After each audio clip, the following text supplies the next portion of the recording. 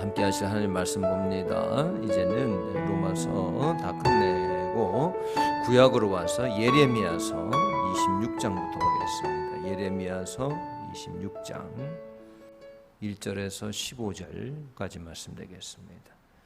자, 우리 한 절씩 교독하겠습니다. 유다의 왕 요시아의 아들 여호야김이 다스리기 시작한 때에 여호와께로부터 이 말씀이 임하여 이르시되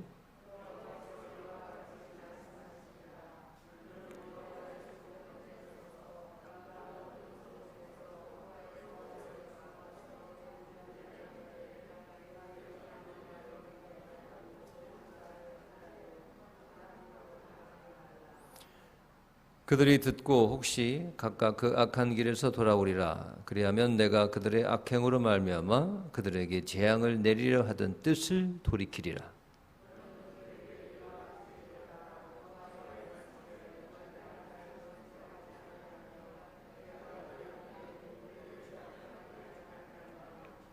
내가 너희에게 나의 종 선지자들을 꾸준히 보내 그들의 말을 순종하라고 하였으나 너희는 순종하지 아니하였느니라.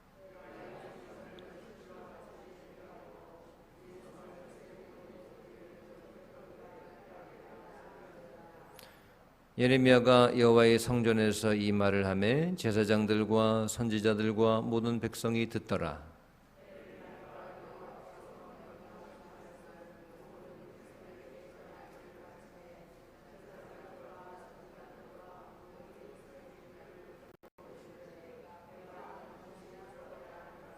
어찌하여 내가 여호와의 이름을 의지하고 예언하여 이르기를 이 성전이 실로같이 되겠고 이 성이 황폐하여 주민이 없으리라 하느냐 하며 그 모든 백성이 여호와의 성전에서 예레미야를 향하여 모여드니라.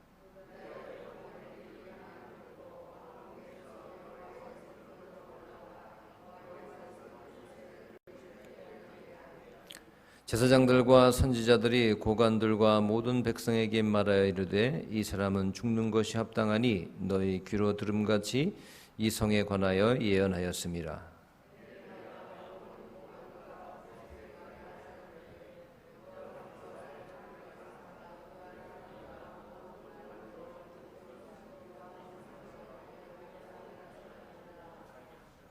그런즉 너희는 너희 길과 행위를 고치고 너희 하나님 여호와의 목소리를 청종하라. 그리하면 여호와께서 너희에게 선언하신 재앙에 대하여 뜻을 돌이키시리라.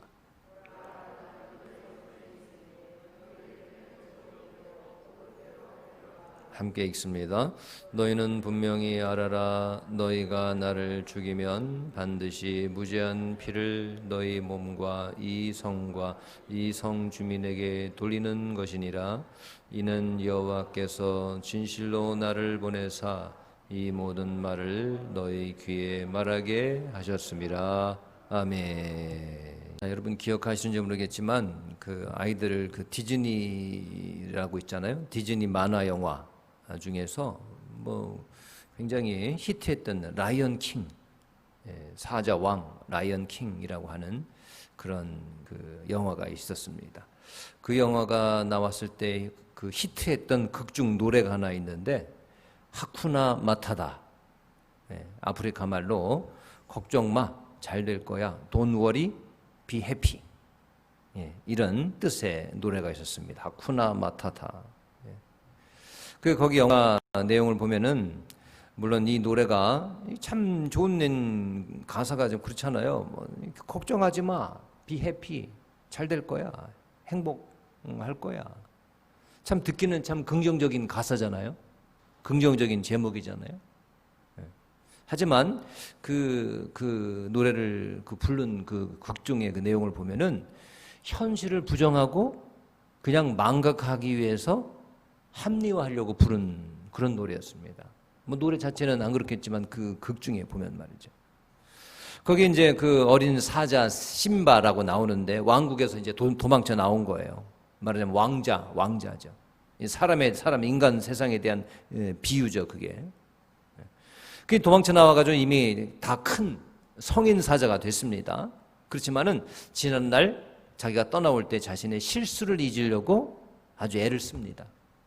현실을 그냥 외면하는 거예요.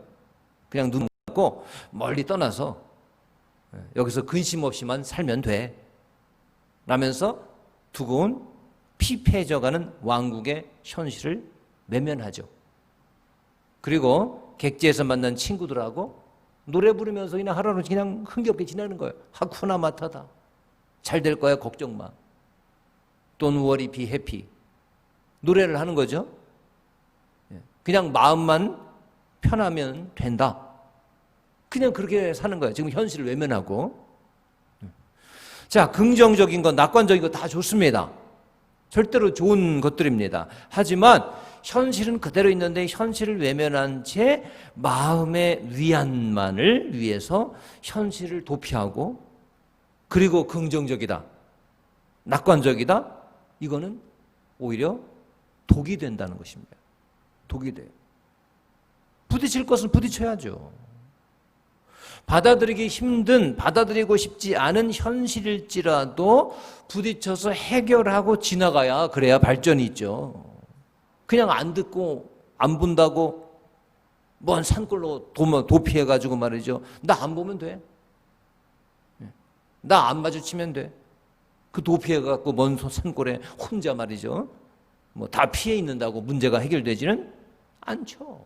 그대로 있는데 안 본다고 없어지는 게 아니란 말이죠. 안 듣는 게 능사가 아닙니다. 귀 닫고 있는 게 능사가 아니란 말이에요. 아니 나 안 들으면 돼. 나 혼자 가가지고 산골에 가가지고 눈 감고 눈을 닫고 말이죠. 안 본다고 그게 능사가 아닙니다. 그대로 있는데 그대로. 물론 우리 신앙도 굉장히 긍정적이고 낙관적입니다. 우리 절대로 비관적이지 않아요. 우리 신앙은 말이죠. 실제로 복음을 지니면 여러분 복음을 받아들이면 부정적이고 우울했던 사람이 긍정적이고 낙관적으로 변합니다. 반드시 그렇게 됩니다.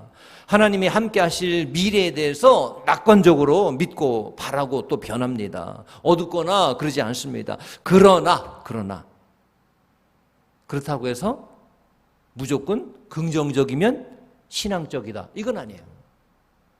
신앙적인 사람은 무조건 긍정적이다, 이건 아닙니다. 물론 온전한 복음을 가지고 있으면 그렇게 변하지만 긍정적이라고 해서 낙관적이라고 해서 그 사람은 신앙적이다 얘기할 수가 없는 겁니다. 올바른 신앙 가운데는 무조건 긍정적인 것만 있는 게 아니라는 것이죠.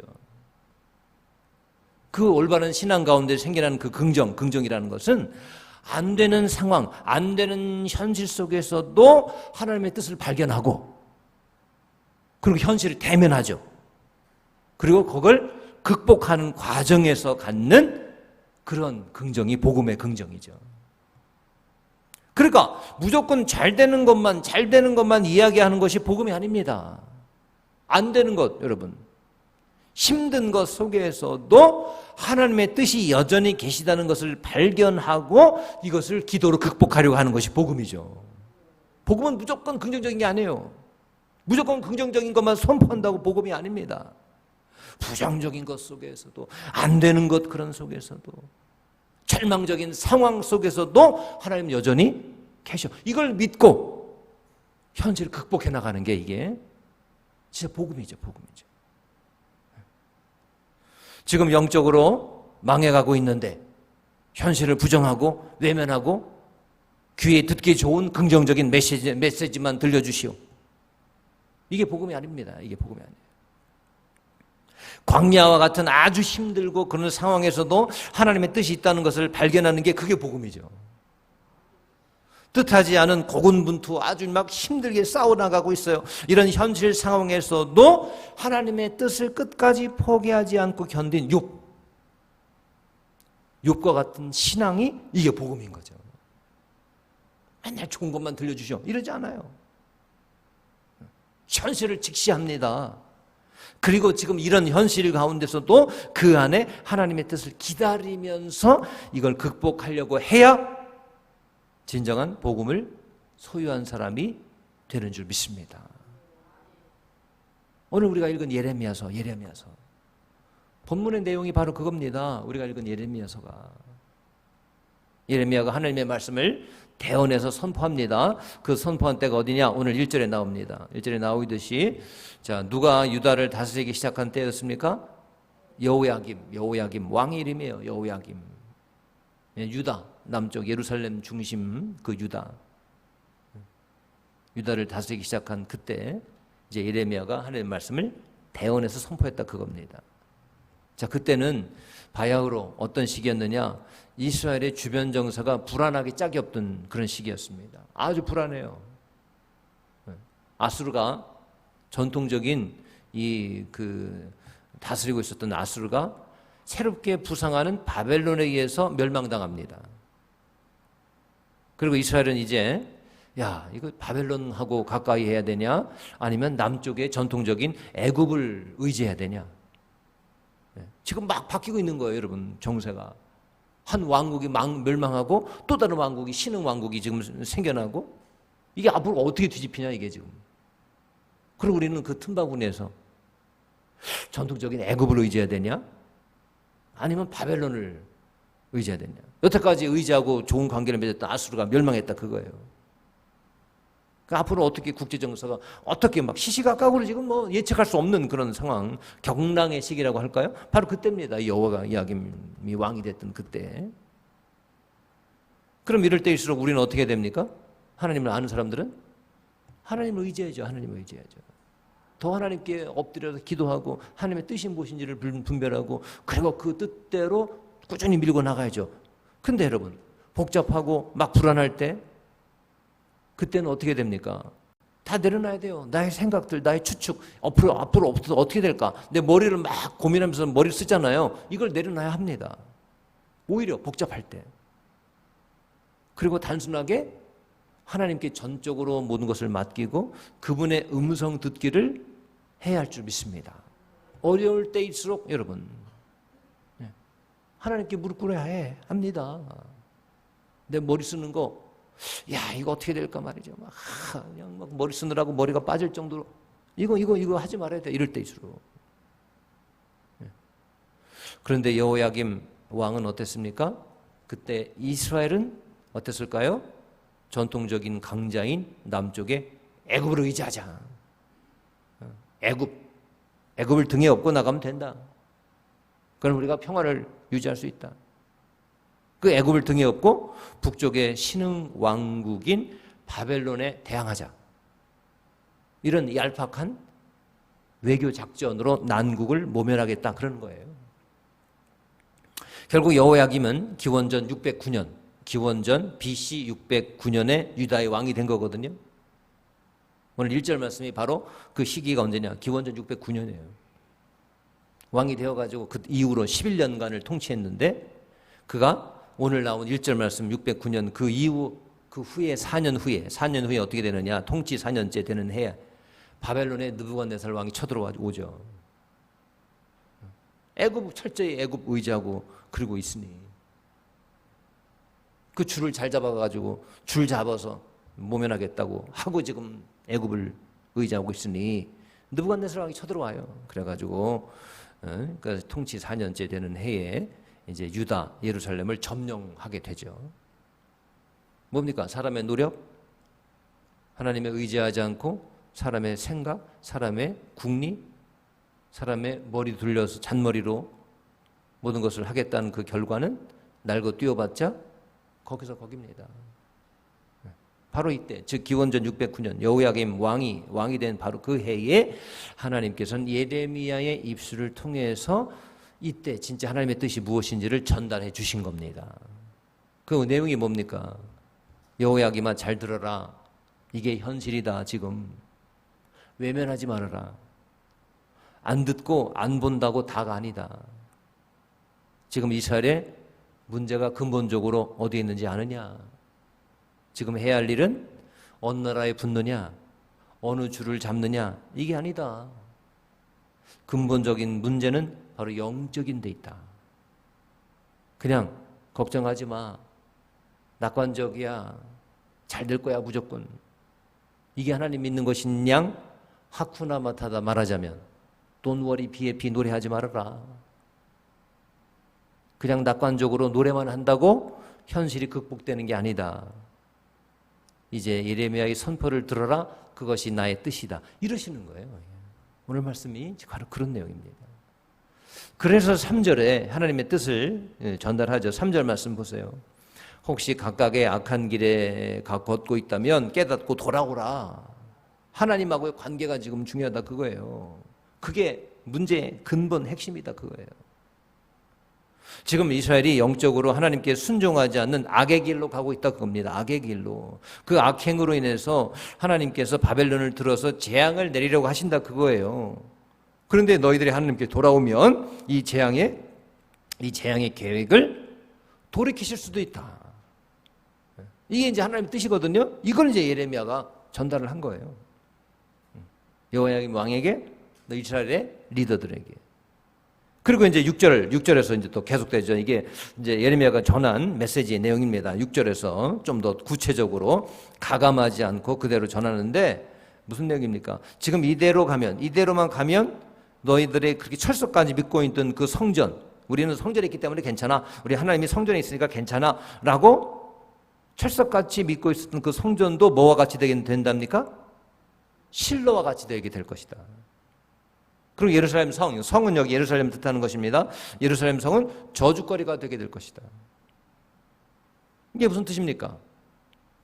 실로가 뭔데?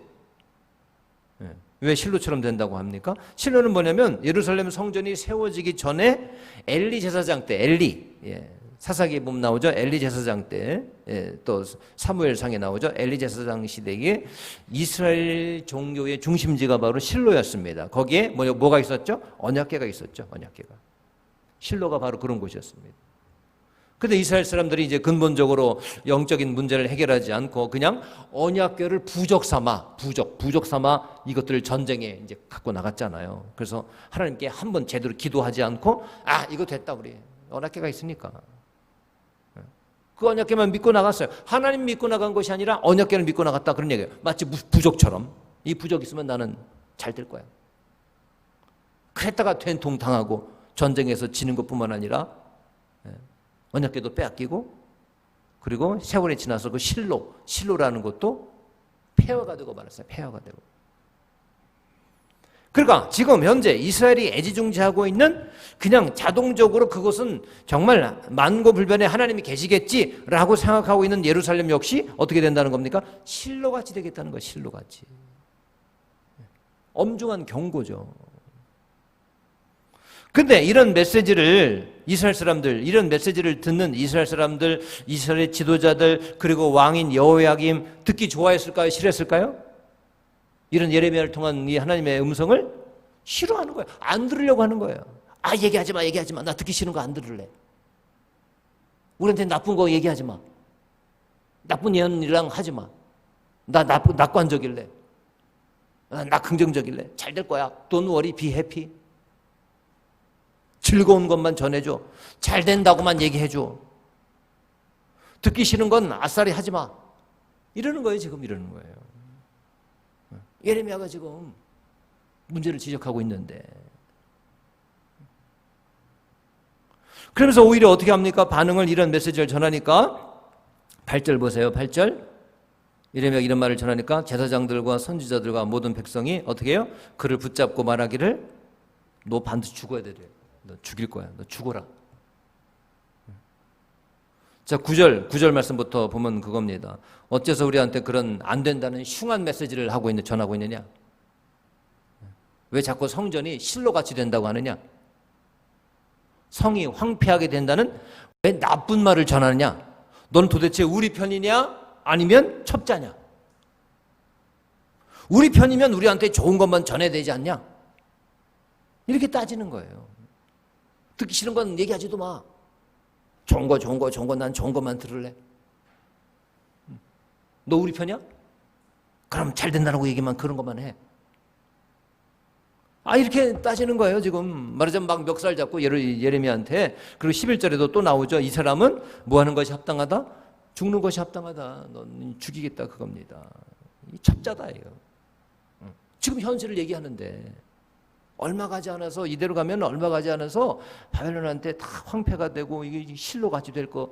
이건 사실을 얘기하는데 사실 얘기하는 사람을 첩자라 그러는 거예요. 첩자라고. 여러분 만약 이럴 때 여호야김 왕이 정말 훌륭한 왕이었다면 어떻게 할까요? 어떻게 반응할까요? 왕실의 관리들과 제사장들과 예언자들, 백성을 모아놓고 우리 회개합시다 그럴 거예요. 지금까지 우리가 인간적으로 외교적으로 머리 쓰고 있던 것 이제 안 하겠습니다. 여호와 하나님의 은혜만을 구하겠습니다. 그리고 여호와 하나님 앞에 무릎 꿇는 모범을 보였을 겁니다. 여호야김이. 그러나 본문에는 그런 이야기가 언급이 전혀 없어요. 도리어 예레미야를 죽이려고 하는 이 사실을, 이 사람들의 시도를 그냥 내버려뒀던 것 같아요. 방임해버립니다. 자, 오늘 본 말씀의 내용이 그건데, 자, 그렇다면 우리를 향한 교훈은 뭡니까? 우리를 향한 하나님의 영적인 교훈은 뭡니까? 바로 이런 거죠. 생각이 좋은 대로만 되어야 하나님이 우리와 함께 계신다고 단정하지 말라는 것입니다. 하나님의 뜻은 훨씬 더 깊고 우리의 생각을 뛰어넘습니다. 그러므로 내 뜻이 아닌 상황이 펼쳐진다 할지라도 그 속에 있는 더 놀라운 일들을 하나님이 계획하고 계실 때가 많습니다.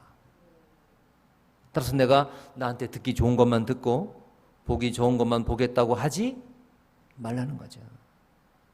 내가 좋은 대로만 모든 일이 되어야 하나님이 축복하신 것은 아닙니다. 내가 원하는 대로, 내 기준대로 내 귀에 들리기 좋은 것만 나와야 이게 하나님 축복하시는 게 아니라는 거예요. 오히려 듣기 싫은, 당장은 듣기 싫은 그런 소리 가운데도 더 큰 하나님의 뜻이 계신 경우가 오히려 더 많습니다. 그러므로 우리는 영적인 귀를 열어야죠. 기준이 나가 돼서는 안 되는 거죠. 내가 듣기 좋은 소리 아닙니다. 영적인 귀를 활짝 열어야죠. 영적인 눈을 활짝 열어야 될 줄 믿습니다. 그리고 다만 하나님의 그 어떤 경책의 소리에도 귀를 기울일 수 있는 겸손함이 우리 가운데 있어야 될 줄 믿습니다. 사랑하는 여러분, 삶의 수많은 근심, 염려, 낙심, 좌절 있을 수 있습니다. 그러나 그 자리 가운데서도 하나님의 뜻을 인정하고 바라보는 믿음의 눈이 우리 가운데 있어야 될 줄 믿습니다. 그 믿음의 눈을 가지고 있다면 전혀 다른, 지금 우리 눈에 보이는 것과 전혀 다른 하나님의 섭리가 느껴지게 될 줄 믿습니다. 새롭게 바라보게 될 줄 믿습니다. 세상은 전부 탄식하죠. 이게 왜 이런가? 현실만 보고 말이죠. 상황만 보고.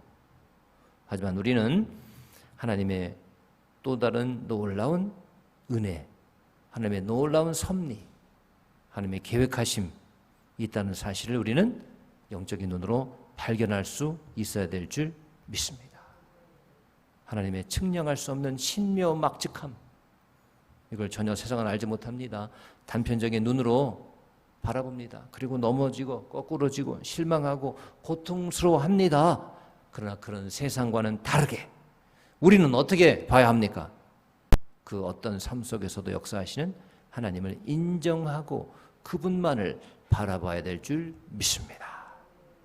우리한테 들려지는 그 하나님의 음성에 겸허하게, 여러분 겸허하게, 겸손하게 그 음성 앞에 서야 될 것이고, 또 뭐 하나에 울고 웃고 일희일비, 뭐 하나의 조그만 것에 말이죠, 울고 또는 또 그 좋다고 웃고 그런 것이 아니라 하나님의 섭리와 뜻을 오늘도 우리의 일상 가운데서도 발견할 수 있는 귀한 하루가 될 수 있기를 주님의 이름으로 축원합니다.